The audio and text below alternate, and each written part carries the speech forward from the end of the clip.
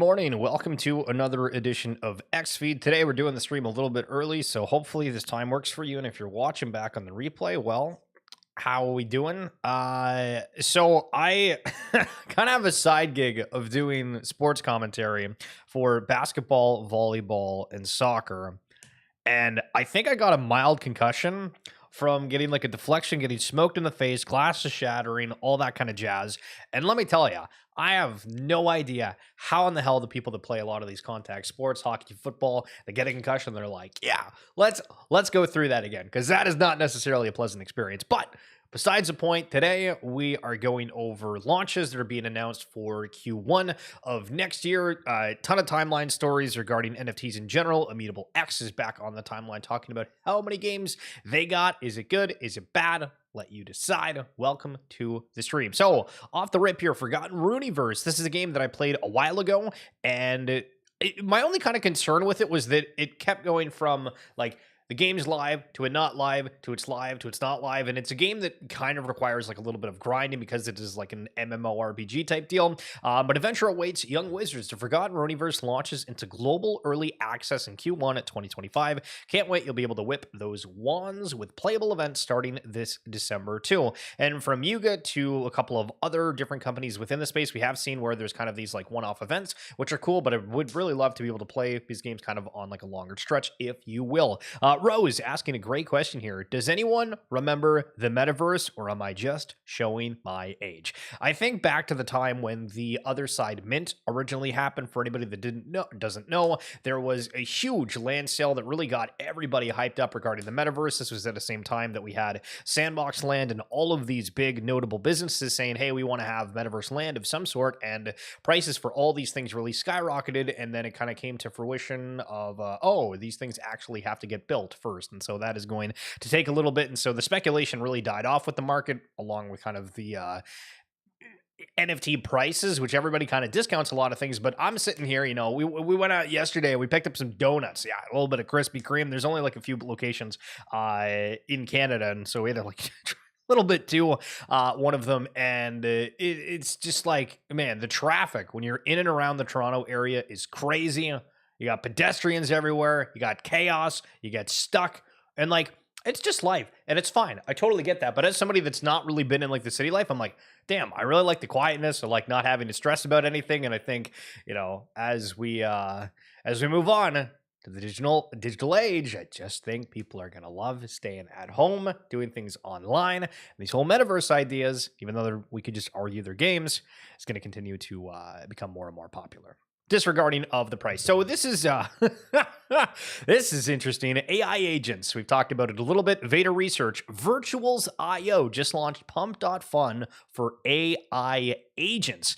Anyone can launch an agent coin. Once the coin hits certain market cap thresholds, it unlocks capabilities of a forum chat, X account, a Telegram chat, sentient terminal, an on-chain wallet if it gets up to 126 mil market cap. If you wanted to create your own Luna virtuals with an autonomously managed X account, sentient terminal, and an on-chain wallet, here's your chance.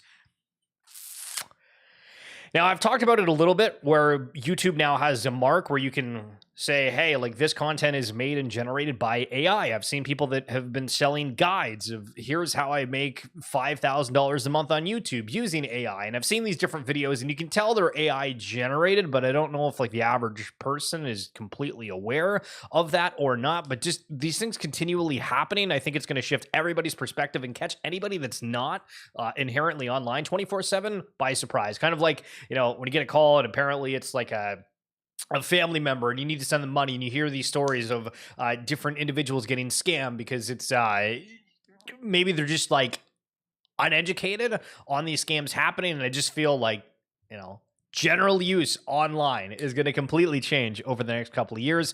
So this is the Virtuals Protocol X account. I'm guessing that it's on base based off the fact that they highlight this, and this is just kind of like what the window looks like. So I guess like the top one is Luna, which is the profile picture I feel like I've seen over the weekend, but the market cap 86.9 mil. And a lot of the other ones they have on here aren't as high for that, but I guess if you want to go out and create something, then then you can with the power of AI. One thing we've we've also talked about through the last couple of months is the prospect of airdrops, liquidity flowing into the space. I've tried highlighting how back in the day we had like the ApeCoin airdrops. We had a whole bunch of just different airdrops from collections that were really notable that a lot of people were in that just provided liquidity to the space, and it's just not felt like we've had any of that in a while. Certain components, sure, but it's not been necessarily on like a mass scale, at least in my opinion. Moon saying $2 billion airdrops are about to hit the trenches. Hyperliquid and Magic Eden, which we'll get to Magic Eden in a second, where they're doing like a test token right now, but a lot of people are trying to earn those diamond rewards, maybe like the new Blur system. Let's get the gang together for one last ride, one final job. And speaking of the Web3 teams, this is something that is kind of lost in the sauce massively, in my opinion, where we had back at the end of like 2021, maybe even like during the middle of it, people were saying they were leaving their job left, right, and center to do everything within Web3. We had all these major news stories of people saying, hey, like I'm ex-Disney, I'm ex-Amazon, I'm ex whatever, you know, top company it is coming into the space. And there felt like there was all this like optimism, and it's still happening, but it's a lot more kind of hidden behind. Like we don't really see announcements of somebody getting hired and it being all over the timeline, right? If you remember Jenkins the Valet, they had an art reveal that went like super sour, and then they hired somebody that I think was like a part of like the Disney art team to redo the Azurbala art, which like looked good. And then I don't really remember if the whole thing entirely folded. We went over a news story where they started like pivoting direction. But the point being is like it's not as much of a front-facing thing, but I think there's a lot of people that are jumping into the space from really notable prior positions. So Shiv saying the current teams in Web3 are stacked to the core. I know many of us overlook this, but have you ever noticed the people working on some projects in their previous experience? I've seen EA, Ubisoft, Netflix, almost every major company's ex-employees transitioning to Web3 work. I love hearing all the backstories. Bet on good Tims. Yo, Snazzy, what's going on? Yes, Azurbala died a brutal and nasty death. Oh, but good to see you. Hope you're doing all right now. A phenomenal weekend. So just a quick little plug here, guys. If you see in the description below or on my X bio, we do the RWA Segments podcast. I had a conversation with John Ray. If you're somebody who's building out a brand of any sort, doesn't matter how big or small, this guy is a brand expert. We get into the weeds of what he's doing on the podcast, and he gives some different tips and tricks for anybody that's out there building. But he's also a part of NF Treasure, which is a kind of like Web3, but it's also can be used for Web2 merchandise and collectible providers. So if you're trying to build anything, I think it's a really cool episode, and it's only about like 30 minutes long, so we'd love for you guys to go check out that session. From Immutable X, the future of gaming in Asia is immutable. Well, we will see. But with that said, we have 150 plus games in Asia building on Immutable. Over half of these games have signed with Immutable in 2024 alone. So again, not trying to discredit Immutable whatsoever, but it's been insane how much they kind of use that. We have hundreds and hundreds of games, and then it feels like I don't see anybody on my timeline talking about playing any of them. Guild of Guardians came out. I was really high on that initially. They kind of completely pivoted the entire game that what it was. It was supposed to be kind of like the flagship game for that, and that feels like that's kind of fallen off a little bit. But we got some more news on some marketplace, and it actually almost made me think like they're a little bit behind in a certain way, and we'll get to that in a second. But they also have Marble X, which is one of the largest public gaming companies in South Korea. I think we also saw was that a Lord of the Rings? Yeah, whoa, that looked almost like it. This partnership will bring games with tens of millions of players and hundreds of millions in revenue to Immutable. Okay, if that's the case, that's awesome, but it does feel like the timeline has like a hell of a lot of, hey, we have all these massive numbers, and 9 times out of 10, it doesn't actually mean anything. And so, listen, we will see. Now, a second ago, I mentioned like it felt like they were kind of behind in a way. And what the hell do I mean by that? So Token Trove, which is like their NFT marketplace, because they decided they were going to shut down their native marketplace to try to support people that are like third-party builders on Immutable, which is awesome. But the announcement, bidding on Immutable ZK EVM has arrived. So Immutable hasn't had bidding for like what, the past several years, and it's like one of the first moving gaming chains. I find that crazy. Make bids on the NFTs you've been waiting for the price to drop on. We're okay. We are still waiting on metadata bids to be enabled. So for now, if you bid on a stack of NFTs, you will technically just be bidding on the cheapest one. Version 4 of Batch Select is live. This time we have added purchasing.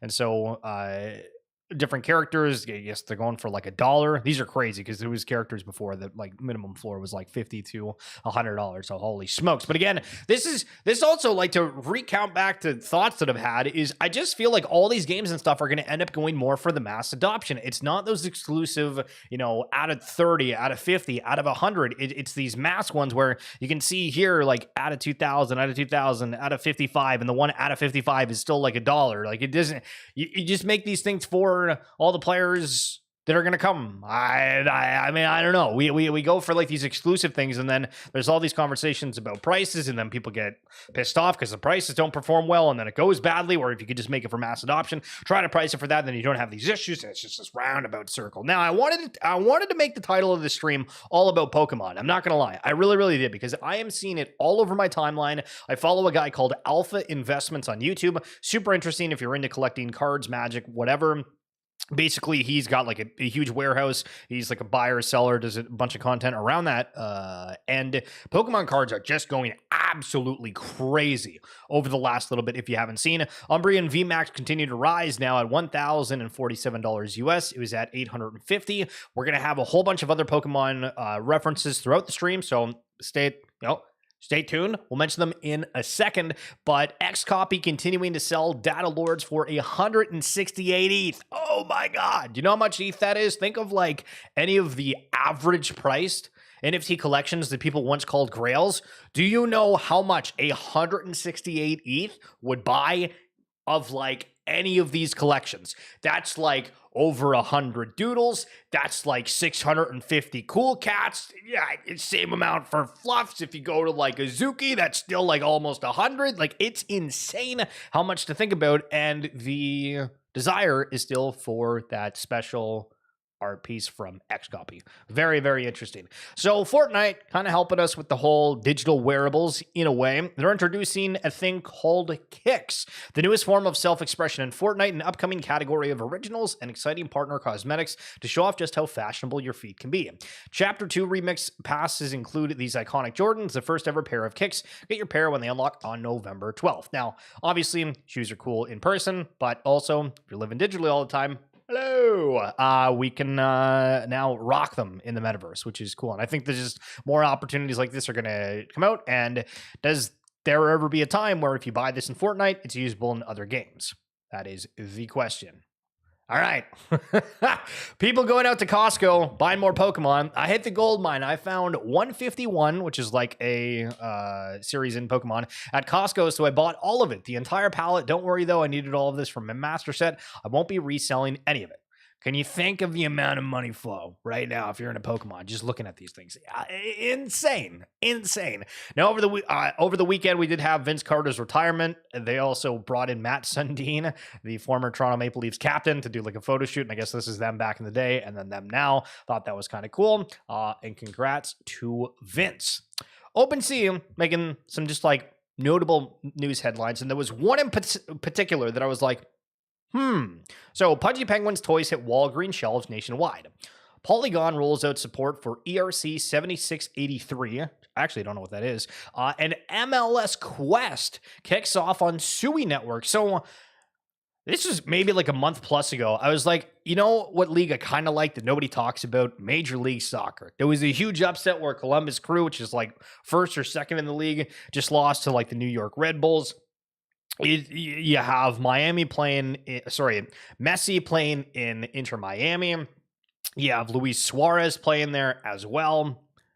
Go down the list. Some very notable names. And I'm just like, it seems that there's so much getting put into Apple TV, Major League Soccer as a whole. Why in the hell has there been nothing nothing for them within the blockchain space? And boom, there it is. As you saw, I had to click to make sure that we would be able to see the tweets, because I guess X thinks it's like a scam account of some sort. But this is like my first time going over it, so it's got a couple of different followers in here. One being MoonPay, so I'm gonna have, I'm assuming, an announcement on this. This looks like exactly like the AI League branding here with the boxes, but I guess there's only so many ways you can do it. So 32 bronze reward bags unlocked, $150 in MLS Quest credits, $50 in Adidas cards, 60 MLS Quest highlights, and a $225 gift card. So okay, I guess it's just like a reward thing. Just packed Messi, so happy. So okay, so they're doing like a Top Shot thing. If you look at this, they have moments out of 6,000, moments out of 1,500. I'm not sure if these are movable or if it's just kind of like static.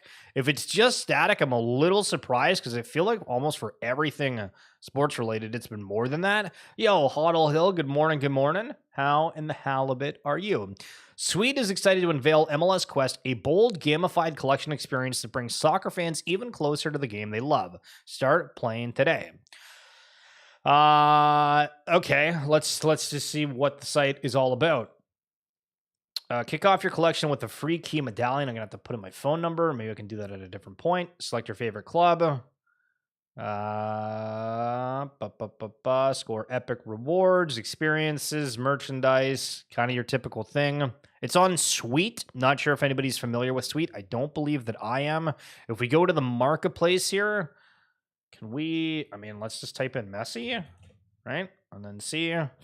So out of 6,000, lowest ask is $5. Lowest ask is 111. Suarez is 45. I mean, it seems like there's literally nobody looking at this at all right now. I mean, I totally get that some people are like, yo, I hate MLS. Show, why the hell are you bringing this up? Now I understand. But the first Lionel Messi moment on here, it's $12. So the question is there more packs for this? Is this just, so there's 20 available. I'm assuming the pack's already sold out. 0% in packs, 7% owned, 93% other. What the hell is 93% other?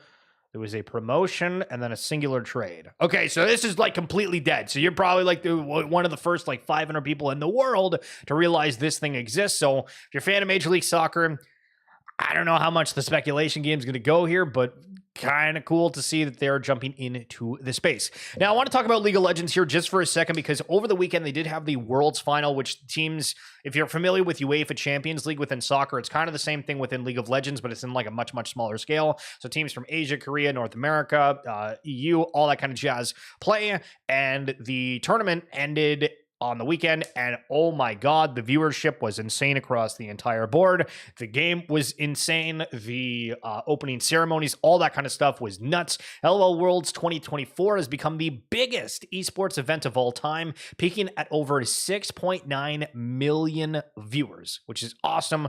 Big fan of League. If any of you play, feel free to hit me up. Maybe we can I'll play later on. It's got to be on the NA server, so apologies. But yeah, no, I just think, listen, esports, all that kind of jazz. If you get the right game, you get the right narratives, it's phenomenal. Now, I want to give you a little bit of credit here. I want to give you a little bit of credit, because I don't think you think that you're better than the average person. And I would go out there and say, I think not only are you better than the average person, you're also way smarter than the average person. And when you watch people that are like assigned a job, right? Somebody gets hired for a gig and then they just absolutely punt the pooch on it. So like these guys win the tournament, right? And then look at this. Look at this guy. He's just like a random in the crowd being like, yo, I'm going to go celebrate with the players. Okay. Right. Now, envisioning that you're the security guy. What does the security guy do? Okay, still waiting. Hello, where's the security? Players have to shove him off, and then the security guy trips on stage because he's not prepared for it or anything, thinking, hey, I should watch a crowd or anything. Guy trips over his feet. We got one guy going here, and then this guy can't even get up. This guy can't even get up anymore, and then it's like, okay, my buddy already got it. Like, listen, bravo. You do a way better job than that security guy at whatever he did. Trust me, absolute gem. And on the topic of people completely failing, there was a ton of people that I guess had tickets to the live event of that finals, and Lincoln Park was the opening act for it, or at least a part of the opening ceremony. And so I guess like the day of, like an hour before, they told a whole bunch of people, yeah, you're getting refunded your tickets because we're giving your tickets to Lincoln Park, in which Lincoln Park stayed for like 5 minutes after the opening ceremony and then left, so the seats were completely empty. A whole bunch of people complained online. Hello, Metaverse. That shit wouldn't happen if it was a digital event. I'm just saying. Listen, I'm just saying. You might call me crazy. I don't know. I think I'm brilliant. Fibaka. More recently, I feel like holding has been a bad bet. I think bet. I think it means bet. I remember the only updates were holding got you everything. Oh, what we talked about a little bit earlier, right? With these airdrops, with these incentives, obviously there's loyalty programs that are coming around, but it was very, very different, where it felt like there was always some kind of like liquidity injection where you didn't have to sell whatever your asset was, right? And this is the biggest thing where I made the arguments before of, okay, do